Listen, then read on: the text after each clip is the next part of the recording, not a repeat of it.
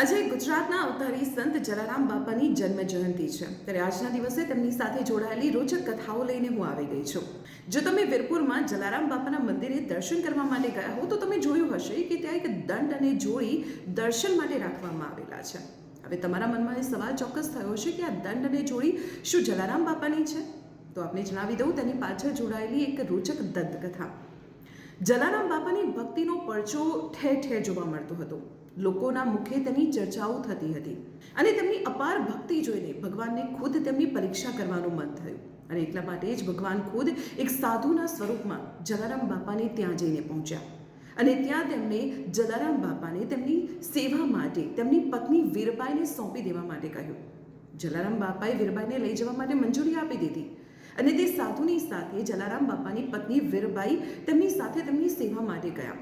રસ્તામાં જતા જતા એક જગ્યાએ આ સાધુ રોકાયા અને પોતાની જોડી અને દંડ ઉતારી વીરબાઈને આપી અને કહ્યું કે તમે પ્રતીક્ષા કરો, હું પાછો આવું છું. અને તેઓ સંત આગળ વધી ગયા. વીરબાઈ સદભાવના સાથે ત્યાં સાધુની પ્રતીક્ષા કરતા રહ્યા અને થોડી વારમાં ત્યાં આકાશવાણી થઈ કે આ તો જલારામ બાપાની ભક્તિની કસોટી હતી જે ભગવાને ખુદ કરી હતી.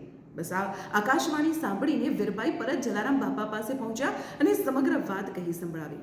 અને આ વાત સાંભળી જલારામ બાપાએ એ જોડી અને દંડને ભગવાનનો પ્રસાદ માની પોતાની પાસે રાખ્યા અને આ જ જોડી અને દંડ આજે વીરપુરમાં જલારામ બાપાના મંદિરમાં દર્શન માટે રાખવામાં આવ્યા છે.